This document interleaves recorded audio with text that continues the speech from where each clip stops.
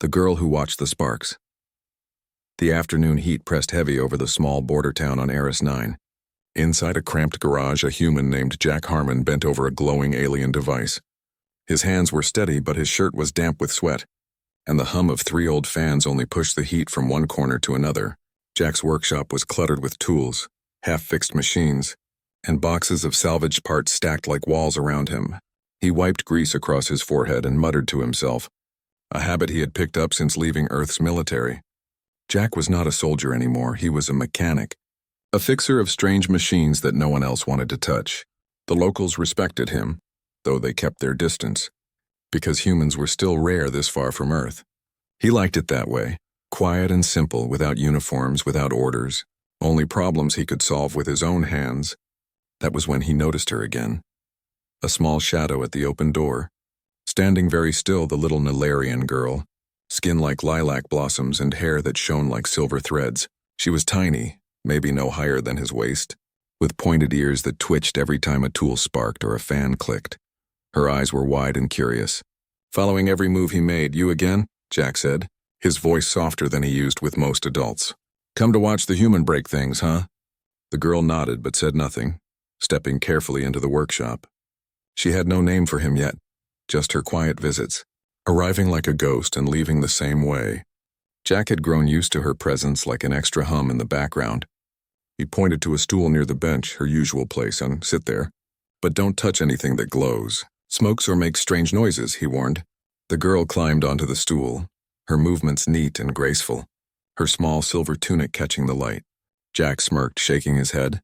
Aliens dressed better than he ever did. He liked to show her things. It was strange, because Jack had never been much of a teacher. But something about the girl made him explain his work aloud.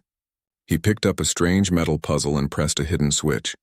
The thing unfolded like a flower, glowing blue and shifting into shapes that did not exist in human geometry. "This is a Tandorian puzzle box," he explained. "Kids use it to learn how to think in different ways." Her hands twitched forward. Then she pulled them back, remembering his rule. "It's safe," Jack said, placing it into her hands. Her eyes lit up as the box shifted, and she traced the edges carefully with her fingers. Jack returned to his work but kept glancing at her. She was quiet, always quiet, but her silence was not empty. It was listening. Sometimes he forgot she was a child, because of the way she sat, so focused, so still. When he asked her to hand him a tool, she hopped down, picked it up with care, and held it out as if it were a treasure. "Thanks, assistant," he said with a wink, and for the first time she smiled.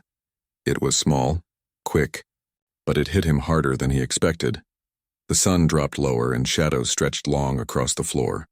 The girl slipped off the stool and walked toward the door. "Same time tomorrow?" Jack asked. She nodded, her lavender hair shining as she disappeared into the street. Jack leaned back in his chair, stretching his arms, listening to the last hum of the machines. She had become part of his days, though he never asked why she came. Different species, different customs, he reminded himself. It was better not to ask too many questions. But when 3 days passed with no sign of her, something inside him shifted. The stool sat empty, the puzzle box untouched on the corner of the bench. He kept glancing toward the door, expecting her small frame to be there by the 4th day. A knot of worry had grown in his stomach. She's probably busy, he told himself, wiping down tools that didn't need wiping. Maybe her family traveled, he added. But his voice lacked confidence. On the 5th day, he gave up pretending. He closed the garage early, washed his hands, and changed into his cleanest shirt. The Nilarian quarter waited on the far side of town, full of curved buildings that shimmered like pearl in the sunset. Humans rarely went there, and Jack knew he would not be welcome. But the silence had gone too far. Something was wrong, and Jack Harmon had learned long ago that when something felt wrong, it usually was. He set out across the polished streets, a human walking straight into the heart of an alien world. Not for glory, not for pay, but because a little girl used to sit on a stool in his garage and smile at sparks. And now she was gone. The accident, the refusal, the plan. The Nilarian quarter glowed like a dream built from glass and light. Curved towers caught the sunset, their walls shifting with soft colors, as if the buildings themselves were alive. Jack Harmon walked with his shoulders squared and his boots echoing against the polished streets. Every step drawing stares. Humans were rare here. and rarer still was one who dared to walk into noble territory without an invitation. But Jack was not here to win friends. He was here for answers. He asked questions in the markets, in the gardens near the fountains. Every Nilarian face looked back at him with the same expression, polite dismissal, cold distance. "I cannot help you," they said, or worse. "Why does a human care for our child?" The knot in Jack's chest tightened. Because none of them understood, or maybe they did and just didn't want to admit it. He thought of the empty stool in his garage and pressed forward, refusing to leave with silence. Then, at the corner of a street filled with glowing plants, he overheard two Nilarian women whispering. "Poor Liri," one said, her voice like broken glass. "The accident near the conduits, her sight is gone forever." Jack froze, the world narrowing around those words. The second woman lowered her head. "The House of Talon suffers again. First their son in the border war, now the granddaughter robbed of sight." Their steps faded into the twilight, but their words hit Jack harder than any battlefield memory. Blind. The image burned in his mind, her curious eyes staring without light, her hands reaching into empty air, Jack's fists clenched, grease-stained nails biting his palms. He could almost hear her small voice in his garage, the words she had spoken for the first time. Jack. The thought of her trapped in silence and darkness made something inside him snap. He would not let that be the end of her story. That night he returned to his workshop, the fans buzzing and the air thick with the smell of hot metal. He spread salvage parts across the bench, alien chips, broken lenses, power couplings from 3 different worlds. His hands moved fast, sketching diagrams on a battered tablet, the lines sharp and angry. He remembered Earth soldiers blinded by flash weapons, the crude visors they had tested to restore partial vision. It had worked sometimes enough to keep a man fighting for another day. Maybe, just maybe, he could build something better for her. The challenge was more than technical. It was impossible by any normal standard. Nilarian brains processed sight differently, sharper and deeper than human eyes ever could. Their physicians had called it hopeless. Their healers had said it was destiny. Jack spat the word out like poison. Destiny is just another excuse for doing nothing. If one door was shut, he would build a new one, with steel, code, and sleepless nights. He worked through the hours, his eyes burning, his hands raw. When the caffeine ran out, he drank bitter water. When his strength faltered, he remembered her smile. The visor began to take shape, a sleek band that would rest across her small face. Inside it, he built processors to translate heat, sound echoes, electromagnetic patterns into neural signals. It would not give her the world as it was, but the world in a new language, one her brain could still learn to read. By dawn, his bench was littered with discarded wires and shattered prototypes. The visor sat in the middle, humming faintly. Fragile but alive, Jack stared at it, his chest tight with something between pride and fear. "What if it fails?" he whispered, but his hands refused to stop. He tightened bolts, rechecked circuits, and kept building, because failure was not an option. Days passed, each one blurring into the next. Jack forgot meals, forgot sleep. The garage became a furnace of sparks and low growls of determination. Outside, the town carried on, but inside, a war was being fought against silence and despair. Every piece of alien tech he had ever studied found its way into the visor. Every memory of human improvisation shaped it further.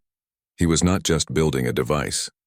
He was building defiance. On the 4th morning, as pale light slipped through the shutters, Jack placed the finished visor on the bench. It looked delicate, silver and black, smooth enough to fit her small head, strong enough to survive a fall. Jack pressed his hand against it as if making a silent promise. "Hang in there, little one," he murmured.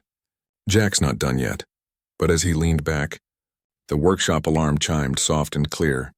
Someone was at the door. Jack wiped grease from his face and turned. There she was, Liri, standing in the doorway with a man beside her.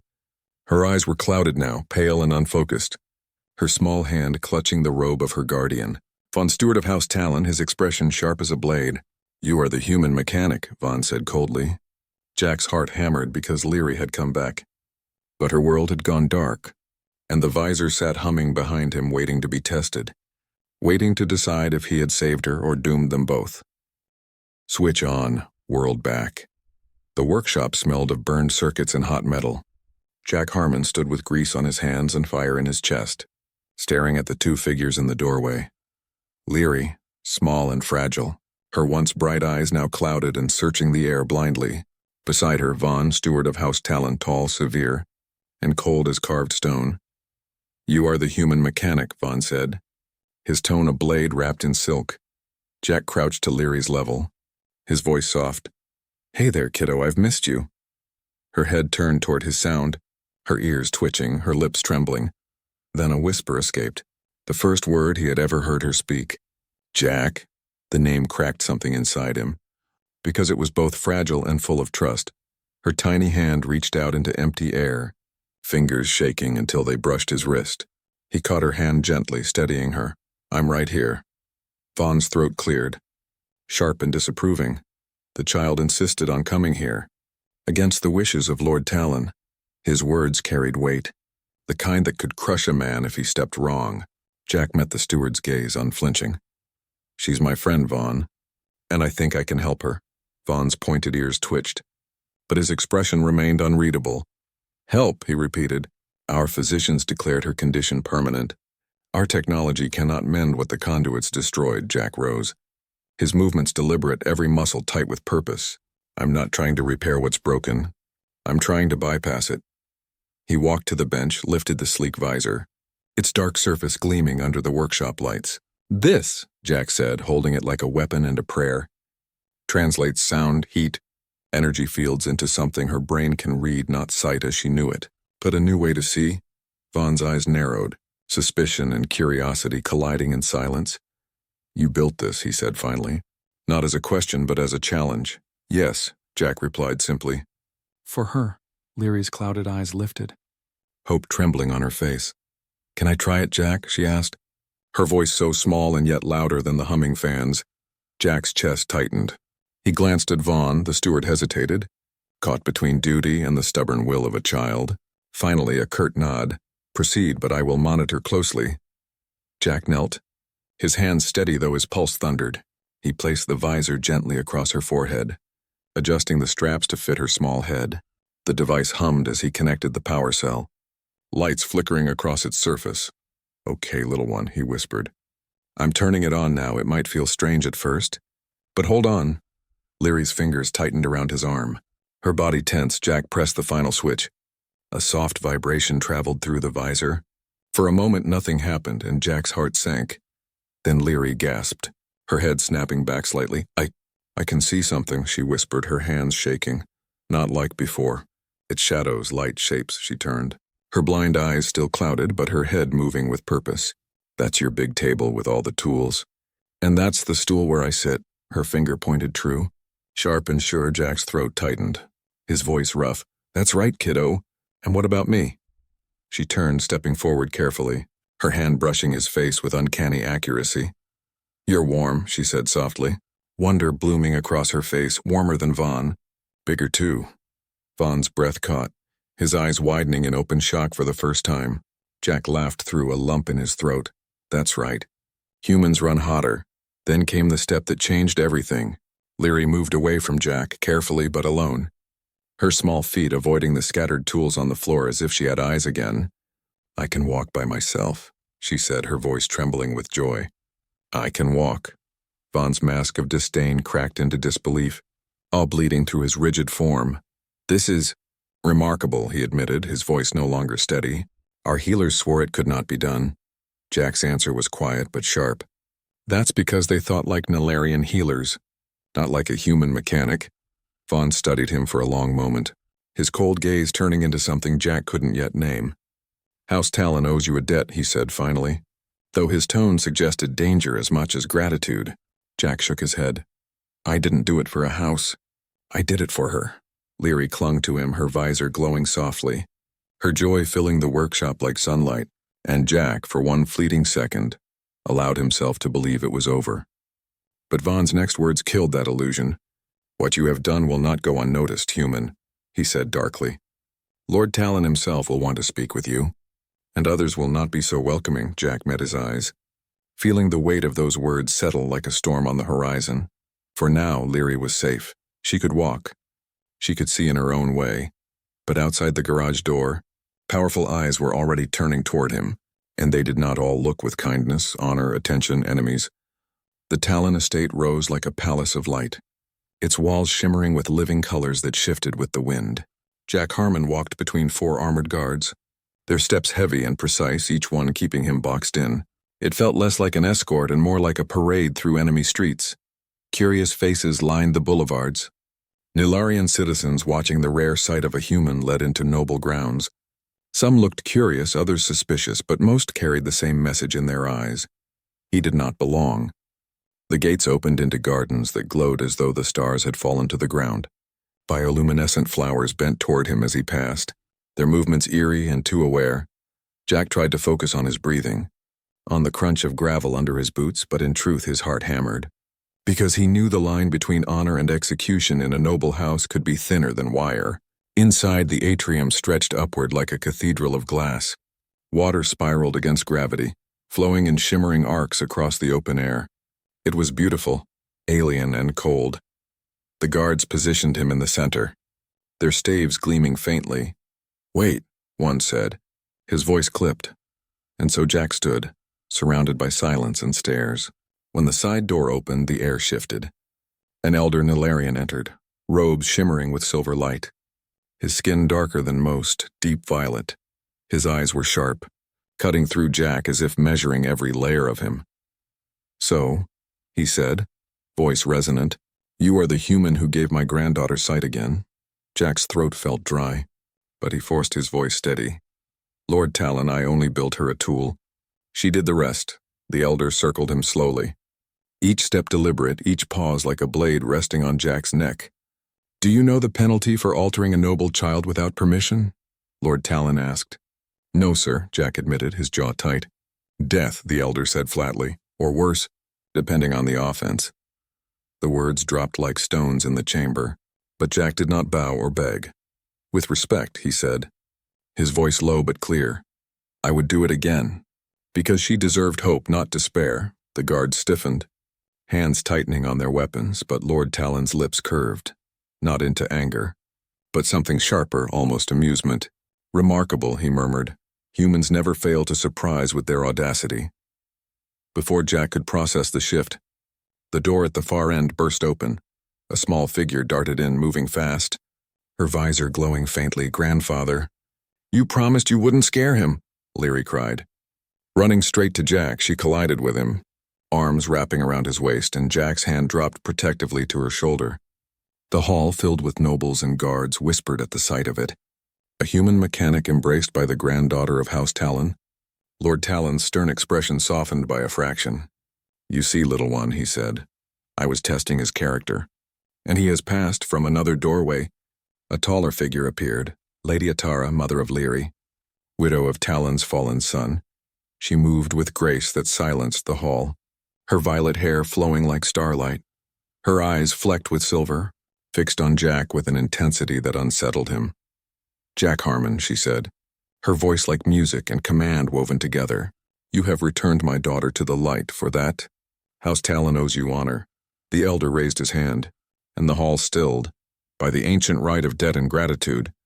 "House Talon names this human Talon friend of the house, with protections and privileges no outsider has ever known." A ripple of shock spread through the gathered nobles. Gasps, murmurs, and sharp whispers filled the chamber like blades drawn in the dark. Jack stood stunned, the pendant of House Talon placed around his neck, its crystal glowing like captured fire. He had come to help a child, and now he stood at the center of alien politics. Not all faces in the crowd shone with welcome. One man in particular stood near the front, his robes marked with deep crimson lines, his eyes hard as stone. Lord Nevin of House Prayton, a rival family, his gaze burning with open contempt, while others whispered and clapped politely. Nevin did not move, did not blink. He looked at Jack as if memorizing every weakness. Jack felt the weight of that stare like a blade waiting for his throat. The celebration that followed sparkled with music and alien wonders. Living lights drifted above the hall. Food shimmered with shifting colors. Dancers moved like liquid flame. But beneath it all, tension simmered. Jack played his role, bowing when addressed, answering with careful words, yet his mind kept circling back to Nevin's gaze. Sharp and hungry, in a room filled with wonders, it was the promise of danger that kept Jack alert. Later, as the night deepened, Jack found himself drawn to a balcony overlooking the glowing gardens. Atara stepped beside him, her presence steady, her voice low. "You stood with courage before my father-in-law," she said. "But you must understand. What you did has drawn attention far beyond this house." Jack glanced at her, the pendant heavy on his chest. "What kind of attention?" he asked, though he already feared the answer. "The kind that comes with enemies," Atara replied, her silver-flecked eyes glinting in the dark. "And House Prayton does not forgive insults, especially not from a human." Inside, music still swelled and nobles laughed. But out in the shadows, a rival house sharpened its claws. Jack Harmon had earned honor, yes, but also painted a target on his back. And in the silence of that balcony, he understood the truth. Saving one child had set fire to an old rivalry, and now the storm was coming straight for him. The night of vanishing light. The grand hall still pulsed with music. Laughter and light, nobles danced in flowing patterns, their gowns and robes glittering like constellations. Jack stood at the edge with Atara, doing his best to follow the customs she whispered to him. He bowed when expected, accepted gifts with both hands, and smiled when curiosity turned to polite questions. But beneath the beauty of the celebration, he could feel a shadow crawling closer. Liri sat near her grandfather, the visor gleaming with delicate silver patterns now shaped into a crown-like headpiece. She looked proud, radiant even, navigating the hall with steps full of confidence. Every so often she turned her glowing visor toward Jack, her face breaking into a wide smile. He lifted a hand in return, pretending calm, but inside he knew. Attention this loud was dangerous. Some eyes carried warmth, others contempt, and one pair in particular burned like fire across the room. Lord Nevin of House Prayton had not stopped staring. His lips curved in the faintest smile, the kind predators make before they strike. Jack felt the weight of it but forced himself not to react. This was not his battlefield. "Not yet still," he whispered to Atara. "That man, Nevin, he's planning something." Her gaze followed his. Narrowing, Prayton always planned something. But tonight he cannot act openly. Jack wanted to believe her. But unease gnawed at him like teeth in the dark. The celebration stretched deep into the night. Flutes sang, alien drums rumbled, living lights floated through the air like spirits. Jack tried to let himself relax, but he couldn't. Every instinct screamed that something was wrong. And then it happened. An attendant hurried toward Lady Atara, bowing low, her face pale, her voice trembling. "My lady. The young mistress, she is missing." The word struck harder than any weapon. "What do you mean missing?" Atara demanded, her voice sharp enough to cut stone. "She was last seen retiring to her chambers," the attendant said. "But when we checked again, both she and the visor were gone." The music stuttered, faltered, died. The hall turned silent as whispers spread like wildfire. Lord Talon rose, his face carved from stone. "Search every corner of this estate," he ordered, his voice like thunder. Guards sprinted in every direction, but Jack already knew this was no accident. No child wandering off. This was a theft, a kidnapping, a strike made under the mask of celebration. Jack's blood ran cold, but his mind snapped into focus. "Prayton," he said through gritted teeth. "This has his stink all over it." Atara's hands clenched, her voice shaking with rage. "If he has touched her—" Lord Talon raised a hand, steady but grim. "Do not waste words. Let us move to the security chamber. Now." They rushed through corridors, past halls now echoing with shouts. The security chamber glowed with holographic screens, each one showing corners of the estate. Guards stood tense, scanning for movement. One display flashed red, drawing every eye. "Transport signature detected," a technician barked. "East Gardens Prayton frequency," Atara hissed in fury, silver flecks in her eyes glowing like fire. "He dared to breach our house during a celebration." Lord Talon's voice dropped to a dangerous calm. "Bring the channel online," the central screen flickered. And there he was, Lord Nevin, smug, calm, a predator in plain sight. "Still celebrating, Talon," he sneered. "Or has your joy been interrupted?" "Return my granddaughter," Lord Talon thundered, "or House Prayton will drown in blood." Nevin's smirk widened. "She is unharmed for now, but you have something I want. The human." Jack stepped forward before anyone could speak, his voice sharp. "Let me guess, you want the visor, the tech?" "The knowledge," Nevin's smile turned sharper. "Clever little outsider, yes, your crude invention intrigues me. Bring yourself to the old boundary marker within the hour. Alone. Or the child's safety cannot be guaranteed." The screen went black. Silence fell. Atara's hand gripped Jack's arm, fierce, trembling. You can't go, it's a trap. He'll never release her, he'll kill you both. Jack met her eyes, steady, resolved. I know, but if I don't go, she dies anyway. I won't let that happen. Lord Talon studied Jack with eyes like iron. You understand, human, if you walk into this, you may not return. Jack adjusted the pendant at his neck, the symbol of Talon Ven. Maybe, but I'm human, he said, his voice low. We don't survive by being cautious. We survive by fighting with what we have. And I've got a few tricks left, Atara's voice cracked, raw with emotion. Return to me, Jack, do you hear me? Return. He cupped her face gently, their closeness unnoticed in the chaos.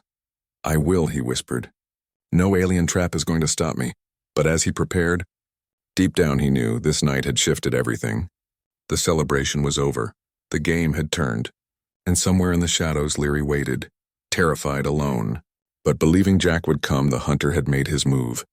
Now it was time for the human to answer. The trap at the boundary. The forest loomed in silence, its twisted trees glowing faintly with alien moss. At its center stood the old boundary marker, a pillar of stone carved with symbols of both House Talon and House Prayton. Jack walked toward it alone, the night wind brushing against his face. Carrying the weight of danger, each step echoed with the knowledge that he was being watched. Hunted, judged, but he kept his pace steady, his eyes sharp, his hand brushing against the hidden devices in his pockets. From the shadows, 3 figures emerged first. Prayton guards in heavy armor, their staffs humming with restrained energy. Behind them came the 4th, dragging a small figure forward. Liri, visor ripped away, her clouded eyes wide with fear, her hands bound. Jack's breath caught, anger burning through his veins like fire. She still managed to call out, her voice small but steady. Jack, I knew you'd come, and then came Nevin, stepping from the darkness with a smile that could curdle blood. Well, the human arrives. Obedient as a pet, he sneered. Jack's jaw tightened, his voice sharp. Let her go, Nevin, this is between you and me. Nevin chuckled. Low and cruel. Oh no, human, this is about more than you. This is about proving that Talon's honor is fragile, that their debt to a human makes them weak. But if you cooperate, maybe the girl lives. Jack lifted his hand slowly, showing the data crystal between his fingers. Here, he said calmly. The specs for the visor. Everything you need. One of the guards stepped forward to take it. Jack let it drop, fumbling on purpose. The crystal clattered against the stone floor. As he bent to retrieve it, his other hand pressed a hidden switch on the small scanner in his pocket. A pulse exploded silently. Invisible to the eye, the guards staggered, their armor flickering, their weapons dimming, their shields collapsing. Nevin's smile vanished, fury twisting his face. What have you done? He roared, his personal shield crackling as it died. Jack rose, his eyes hard. EMP, crude, human, but it doesn't care how fancy your tech is. Before they could recover, Jack hurled a small metallic sphere to the ground. It burst in a hiss of pressure, spewing thick smoke that swallowed the clearing. The guard shouted, confused, blind in the haze. But Jack's visor, a modified tool hidden inside his mechanic's goggles, lit the world in heat and shadow. He could see them all as glowing outlines. He moved fast, soldier fast, his old training surging back into every muscle. The first guard reached for Liri, but Jack struck low, a precise kick to the joint where armor met flesh. The alien stumbled, and Jack wrenched him down, stealing the staff before he hit the dirt. The second guard swung blindly, but Jack ducked, driving the stolen weapon into his ribs, sparks flaring. The third guard roared, charging through the smoke. Jack triggered his last hidden device, the repair tool he'd reworked into a sonic blaster. A pulse of raw sound ripped through the clearing, throwing the guard backward, armor cracking. Jack, Liri cried, stumbling toward him. He caught her, pulling her into his arms, sliding the shielded visor back over her head. It flared alive instantly, and her clouded eyes lit with recognition. I can see again, she whispered, clinging to him. Good, Jack said, his voice steady. Because we're not done yet. Nevin's voice cut through the smoke, furious and sharp. You think this saves you, human? You think tricks and toys make you powerful, but I am Lord of House Prayton, and you will bow. He lunged from the haze, blade flashing. Jack twisted, instincts screaming, the strike missing by inches. Nevin slashed again, and Jack blocked with the stolen staff, sparks exploding as metal clashed with energy. The fight was brutal. Nevin stronger, faster in his alien grace, but Jack was relentless. Every move born from years of human wars. Every strike aimed at weakness. Nevin's blade cut across Jack's arm. Burning hot, Jack hissed but pressed forward, slamming the staff into Nevin's chest. The noble staggered, rage twisting his features. "This ends with your blood, human," Nevin spat. But before he could strike again, a roar filled the night. Engines, heavy and thunderous. Above the trees, lights cut through the smoke. A Talon transport descending fast. From its open hatch stepped Lord Talon himself, armored guards at his side. "You were warned." "Nevin," Talon's voice thundered. "This breach of treaty will destroy you." Nevin's face contorted with fury. But he didn't retreat. Instead, he lunged again at Jack. Desperate, reckless, Jack met him head on.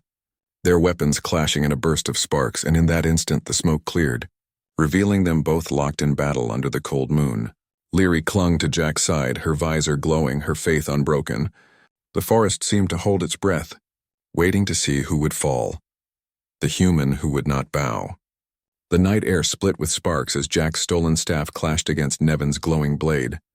Every strike rang like thunder through the forest clearing. Nevin's face twisted with rage, his movements fast, elegant, born of noble training, but Jack fought like a storm, raw, unyielding, and dangerous. Each blow he gave came not from grace but from grit. Lord Talon and his guards watched from the edge. Holding back, this was more than a duel, it was proof. If the human survived, he would rise. If he fell, Prayton would claim the victory. Smoke still clung to the air, swirling with the tension, and Liri stood behind a shattered stone, visor glowing, whispering, "You can win." "Jack," Nevin snarled, slashing low, his blade tearing a line across Jack's ribs. Pain lanced through him. But Jack did not retreat.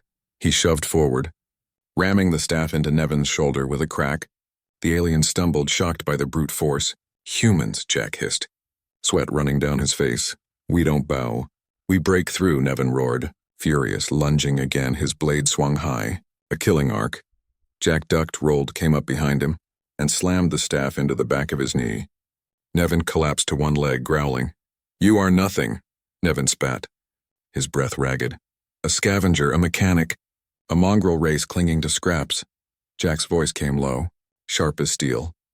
"And yet here I am, beating you." He drove the staff forward again, knocking the blade from Nevin's hand. It clattered across the stone, glowing dim for the first time. Fear flickered in the noble's eyes. Lord Talon's guards tensed, waiting. But Jack didn't kill Nevin, not yet. Instead, he pressed the staff to his throat, his voice a growl. "This ends here, Nevin. Not with your honor, not with mine, but with her life." He pointed with his free hand toward Liri, who stood defiant despite her trembling. Nevin's chest heaved, pride and fury choking him. "You wouldn't dare spare me," he hissed. "Your kind is savage, full of blood." Jack leaned closer, eyes burning. "Savage maybe, but not cruel. Not to children." He pulled back, tossing the staff aside. "Your house is already finished, the recordings, the proof.